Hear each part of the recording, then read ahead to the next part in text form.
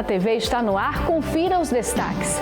Tribunal de Contas do Estado cumpre com antecedência o cronograma do Programa Nacional da Transparência, monitorado pela Atricom. O trabalho verificou mais de 100 critérios e mais de 150 portais foram avaliados.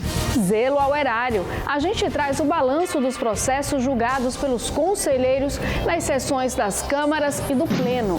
No mês dedicado à primeira infância, tem o segundo videocast especial que aborda a importância da captação de recursos para a implantação de políticas públicas em prol de gestantes e crianças de até 6 anos de idade. Vamos conversar com o Vadson Mello, que é do controle externo do Tribunal de Contas, auditor de controle externo. Agosto Lilás. TCE debate a conscientização pelo fim da violência contra a mulher. Tem a dúvida se isso que ela está vivendo é um tipo de violência, então a gente pode ajudar também nesse sentido de identificar. E ainda, servidores da Corte de Contas sergipana participam de evento em homenagem ao Dia dos Pais. Movimentou realmente essa casa, essa Corte de Contas, com a participação em massa dos pais do Tribunal de Contas. Fique com a gente, a revista eletrônica do Tribunal de Contas de Sergipe já começou.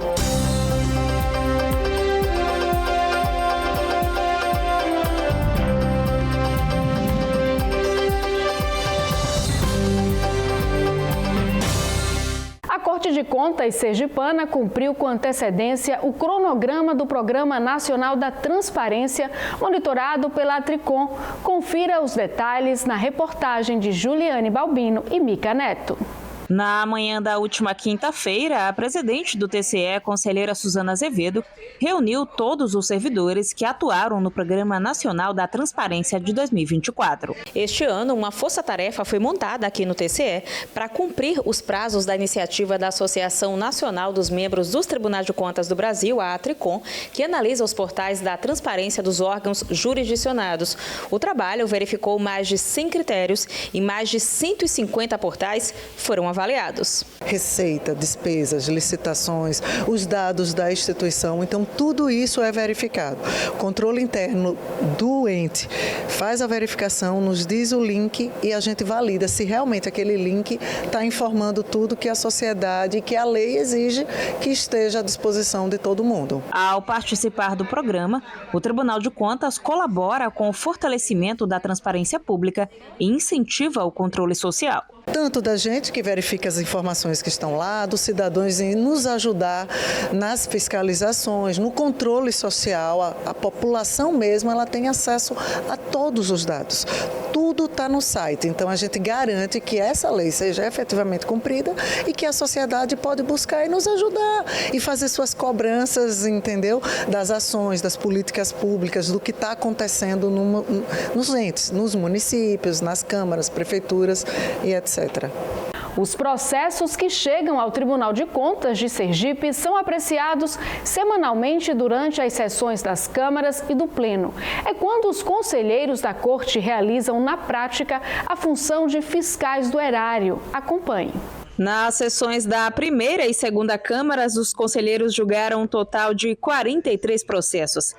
A primeira Câmara foi presidida pelo conselheiro Flávio Conceição e contou com a participação dos conselheiros substitutos Francisco Ivanildo e Alexandre Lessa. Já a segunda Câmara foi presidida pelo conselheiro Luiz Alberto Menezes e também contou com a participação dos conselheiros substitutos Francisco Ivanildo e Alexandre Lessa, além do procurador do Ministério Público de Contas, João Augusto Bandeira de Mello. Nas pautas das sessões, temas como autos de infração e aposentadorias. Na sessão plenária, sob o comando da presidente do TCE, conselheira Suzana Azevedo, o colegiado julgou 8 processos e 9 protocolos. Na pauta, prestações de contas, denúncias, representações e manifestação. Confira os detalhes dos julgamentos no site do TCE ou assista às sessões na íntegra no canal da Corte no YouTube. O mês de agosto é marcado em todo o país pelas ações de combate e prevenção à violência contra a mulher. E em 2024, o tema ganhou ainda mais atenção com os 18 anos da Lei Maria da Penha.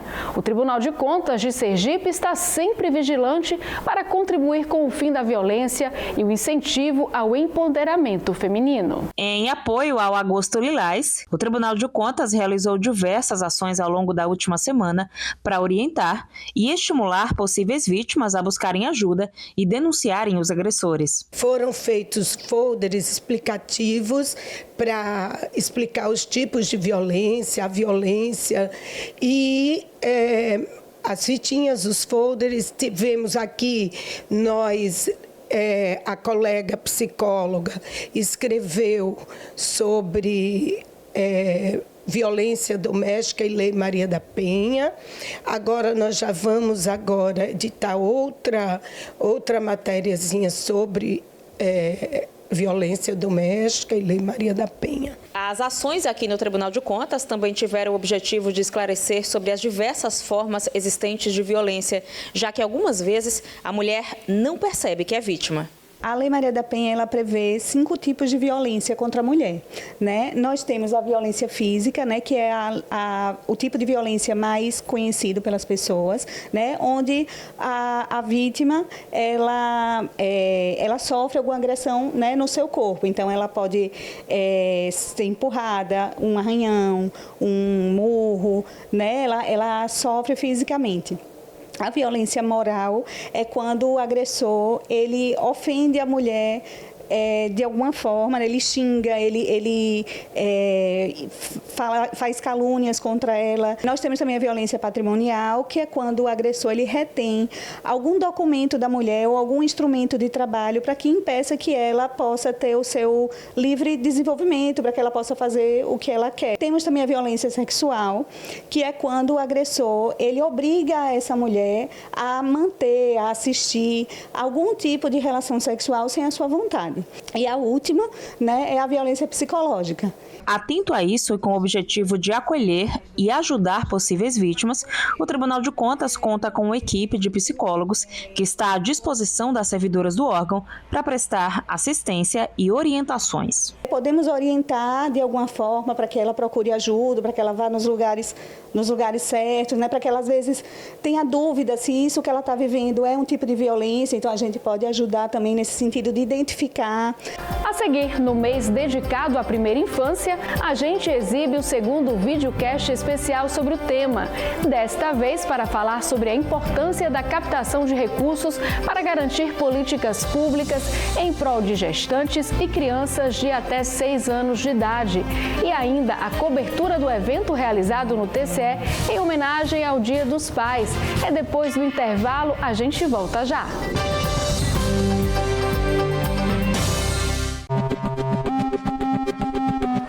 Olá, eu sou Leonardo Dias, jornalista da FAN-FM, e a minha pergunta para o Coletiva de Imprensa é a seguinte: para que serve a emissão de certidão negativa junto ao TCE?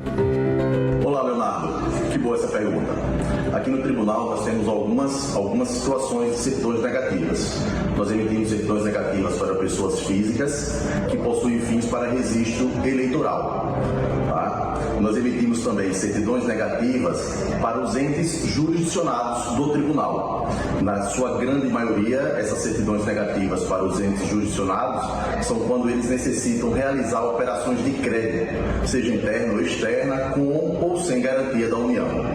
E, por fim, nós emitimos um terceiro tipo de certidão negativa para as pessoas jurídicas.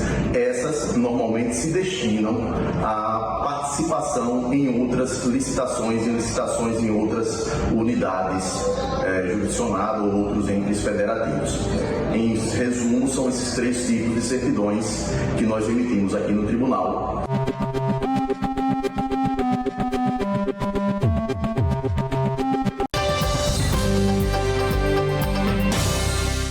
O TCE TCE na TV exibe este mês de agosto uma série de videocasts com assuntos relacionados à primeira infância.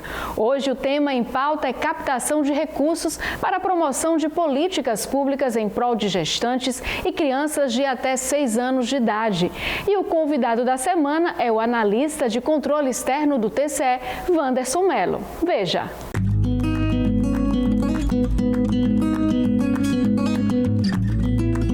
Olá, nós estamos dando início a mais um podcast sobre a questão da primeira infância.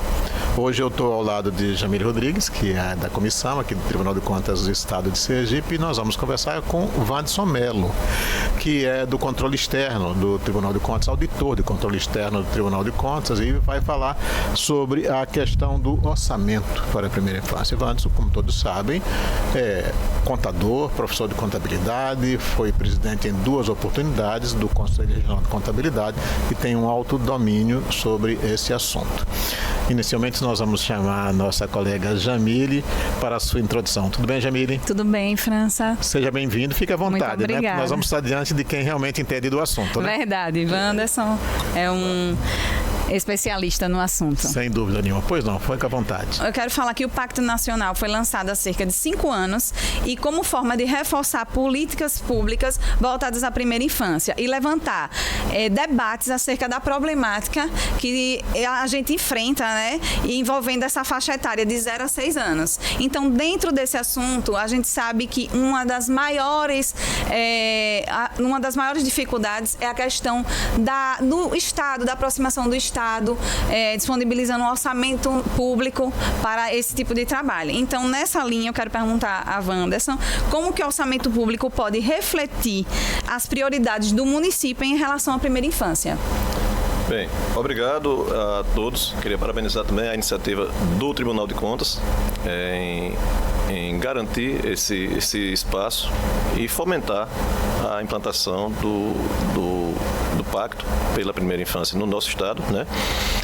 E agradecer também à comissão pelo convite. Bem, em relação ao orçamento público, todos sabem que o orçamento público ele tem o papel de aglutinar, de congregar as políticas públicas e os programas de governo de uma gestão. E a primeira infância não fica longe disso, não fica fora, já que é uma política pública da mais alta relevância. Então, se é uma política pública, deve estar no orçamento público, que é quem materializa essa política pública. Se existe um programa de governo ou uma política pública de governo para ser executada, ela é executada por meio do orçamento público. Então, o orçamento público, ele vai apenas tornar real aquilo que a Constituição já determina. Então, como a primeira infância está inserida também na Constituição, está na lei, no marco legal da primeira infância, que é a Lei 13.257 de 2016, se não me engano, além do Estatuto da Infância e da Adolescência e até na Lei de Diretrizes e Bases da Educação. Então, existe todo esse arcabouço jurídico que dá sustentação para que o orçamento público seja confeccionado para atender a esses requisitos da primeira infância. Ô, Wanderson, você quer completar isso, por favor, Jamile? Não, é isso mesmo que Wanderson falou, Sim. né? A importância realmente do orçamento público, porque muitas vezes isso é voltado apenas a gestão, ela volta apenas os trabalhos com a própria educação, que já tem nesse sentido, né, os trabalhos voltados para a primeira infância dentro da própria educação e dos programas de saúde. Mas, na verdade, é um direito da criança, né? Isso é um direito constitucional, como o Wanderson acabou de dizer agora há pouco, né, Wanderson? Ô, Wanderson, mas eu queria saber também de você a questão do incluir a primeira infância no plano plurianual. Qual a importância disso nas peças orçamentárias? França, como eu falei anteriormente,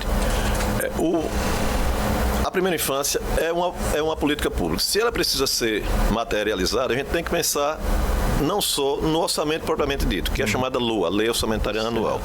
A LOA é o terceiro instrumento de planejamento e o primeiro é o Plano Plurianual. O Plano Plurianual é um instrumento de planejamento previsto na nossa Constituição que ele tem a previsão de planejar as ações de governo, principalmente os investimentos, para os 4 anos seguintes. No caso, ele pega 3 anos de uma gestão e 1 ano da gestão seguinte, para não sofrer solução de continuidade.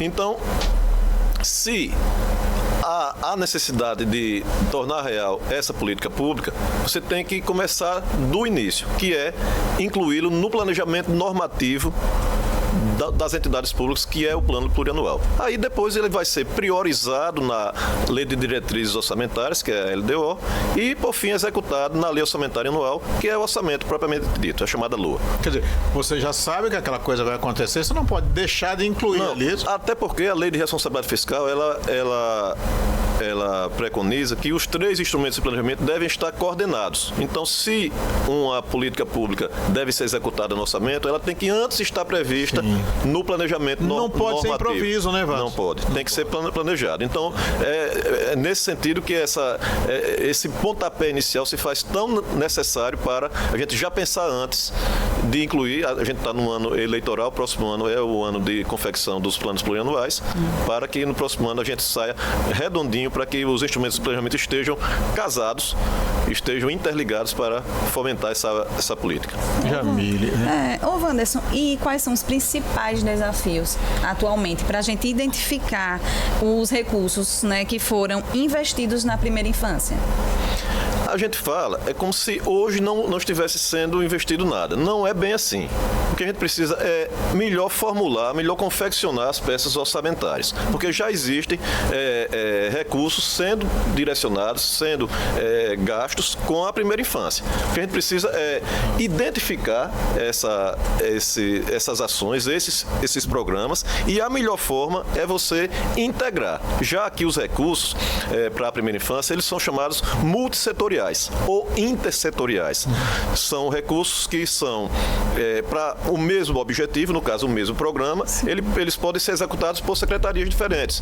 Por quê? Porque a primeira infância, ela contempla ações de diversas secretarias. A gente pensa que é só a questão da educação. Saúde, não é. Educação, saúde, né? educação. Entendeu? Então, é saúde, é educação, tem a questão da assistência social, a cultura, o esporte, o lazer, tudo isso são atuações que o poder público faz, que refletem na primeira infância, mas que hoje a gente dificulta essa identificação justamente por não organizarmos melhor esses orçamentos dentro das classificações orçamentárias previstas na nossa legislação. Wanderson, você quer fazer algum comentário sobre isso? Não. Não, né? Wanderson, eu queria saber o seguinte, como o artigo 11 do parágrafo 2º do Marco Legal da Primeira Infância, coisa complicada, né? Da primeira infância, pode contribuir para a elaboração dos orçamentos municipais. Eu ia até falar com você. Isso é a nível municipal, estadual e municipal, né? Aliás, e federal. O marco legal da primeira infância, ele contempla todos os entes federativos. Sim. Certo? Então, esse dispositivo que você citou, ele fala da necessidade do poder público evidenciar aquilo que está sendo feito. Em outras palavras, o poder público não tem que fazer apenas realizar o gasto. Ele precisa ser transparente. Sim. Então, esse dispositivo, ele mostra o seguinte, ele assegura que os gastos com a primeira infância devem ser transparentes. Ser transparente significa mostrar à sociedade. Mostrar à sociedade através dos canais devidos. Principalmente, hoje, a questão dos sites de transparência, os portais da transparência, as redes sociais também exercem um papel importante. Então, é um reforço que se dá àquilo que já preconiza a Lei de Responsabilidade Fiscal em relação à transparência dos recursos públicos. Essa questão dos portais da transparência, você lembra muito bem, o Tribunal de Contas tem tido uma preocupação muito grande, né, com essa questão de portais da transparência. Sim, fazemos um excelente trabalho através da DCEL já há algum tempo, tem aquela premiação das entidades mais transparentes. Porque às vezes as pessoas pensam o seguinte, o Tribunal de Contas é para punir, não é só para punir, não. Quando você está fazendo um trabalho bem feito, de forma alguma. Até porque a importância disso tudo é justamente trazer os benefícios, né, para a sociedade. Então a gente tem que acompanhar e incentivar que o gestor público ele de fato cumpra, né, o que está na lei, trazendo os benefícios para as crianças, né? Então tudo isso eu acho que é um papel importantíssimo e esse acompanhamento é muito importante. E ainda mais, Jamília, cabe também a nós, enquanto sociedade civil, fiscalizar isso. Fiscalizar. Está lá, né, Evandro? Está claro. Perfeito. E a transparência está aí para isso, né? Vocês realizam um trabalho aqui, mas vocês mostram isso também. Exatamente. É só ir lá e... Perfeito.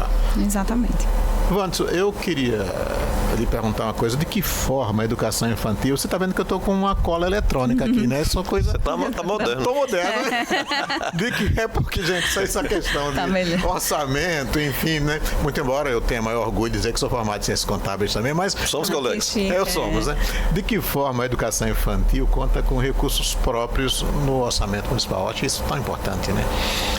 Veja, como eu falei, as políticas públicas, principalmente essas intersetoriais, elas contam com diversas fontes de recursos, tá? Então, é necessário que essas fontes de recursos conversem. Essas categorias de programação conversem. Porque o objetivo é um só, executar políticas públicas voltadas à primeira infância. Sim. Então, o que a gente precisa fazer é identificar melhor esses recursos dentro da mesma esfera orçamentária. Ou seja, se você tem despesas com a primeira infância, conforme eu falei anteriormente, que são executadas por diversas secretarias, o que você precisa fazer é identificá-los para que a gente possa mapear esses recursos e com isso a gente consolidar os recursos gastos com a mesma finalidade. Então, os recursos para a primeira infância, eles estão lá no orçamento, notadamente, mais na Secretaria de Educação, porém, contemplando outras pastas também, a depender da estrutura administrativa. Tudo isso é lei, né? Tudo lei. Tudo lei. A administração pública, ela é muito regrada. O administrador público, o gestor público, ele só faz aquilo que a lei permitir. Eu queria falar sobre a questão da metodologia do orçamento criança, se ela pode ser aliado nesse processo de identificação de investimento. Vamos lá. Uma pergunta acaba sendo complemento, continuidade. O chamado OCA, que é o Orçamento da Criança e do Adolescente. Ele nada mais é do que um nome, digamos assim, simbólico que se dá a essas despesas que abrangem as medidas a serem enfrentadas e os recursos a serem alocados para a primeira infância. Então o OCA, ele diz, tem programa da pasta tal, da pasta tal, da pasta tal, no mesmo instrumento de planejamento que você só vai fazer identificar. Então, França, a metodologia é você fazer o seu orçamento, confeccionar o seu orçamento de forma a você melhor identificar as despesas inerentes à primeira infância. Tá. Lhe devolver o microfone, ou se você tiver alguma observação que você queira colocar, ou suas palavras finais. Obrigado. Eu queria só fechar, França, dizer que a importância dos tribunais de contas, no caso específico, o nosso Tribunal de Contas de Sergipe, nesse tema tão importante, tão valioso, digamos assim. Os tribunais, eles não podem se destacar apenas pela função punitiva. Sim. Aliás, eles não são restritos a isso. Existem várias funções, a função pedagógica, existe a função colaborativa também. Você já foi coordenador da Escola de Contas aqui, sabe que ela está isso para isso, né? Nesse assunto específico, o tribunal está sendo colaborativo com as administrações municipais, no sentido de fomentar, de subir a bola de todos no tocante à primeira infância. Então, o tribunal está de parabéns por liderar essa iniciativa e eu tenho certeza que a partir do próximo ano, com as novas gestões já municipais, a gente vai atuar de forma mais efetiva. Eu vejo o trabalho brilhante que a comissão está fazendo já neste ano, porque eu conversando informalmente com elas, eu disse, olha, vamos nos preparar para o próximo ano, que nova gestão, ano de confecção do PPA. Então eu queria só enaltecer esse papel do tribunal e a própria a criação da Comissão da Primeira Infância já fala por si. Queria parabenizar o trabalho de vocês. Obrigada. E agradecer a oportunidade também. E os servidores do TCE estiveram reunidos para celebrar o Mês dos Pais. O evento realizado na Corte de Contas foi marcado por homenagens e emoção. A programação em comemoração ao Dia dos Pais no TCE começou com a celebração de uma missa ministrada pelo padre Marcelo Conceição, que falou sobre a importância da figura paterna. O coral Contas em Cantos deu o tom da programação e emocionou os pais servidores da Corte de Contas.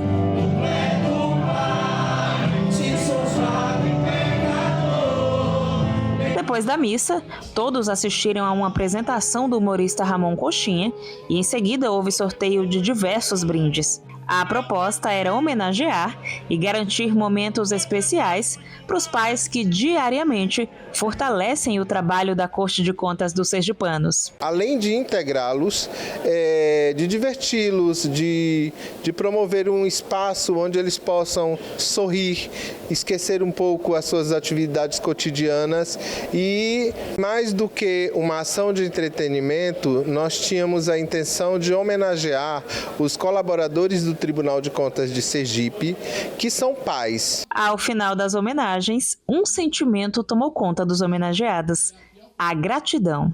Maravilhosa, isso mostra também a valorização dos pais e tanto como tiveram com o Dia das Mães, que também foi maravilhoso.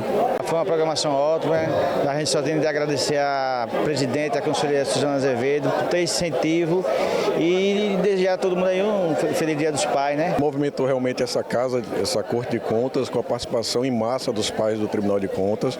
É uma valorização à função ser pai, né, que é tão importante e tão nobre como a função de ser mãe. Então, só agradecer e parabenizar o grande evento que foi.